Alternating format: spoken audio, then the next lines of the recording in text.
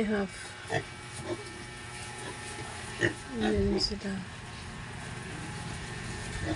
Isa ka bola na itong nga pala.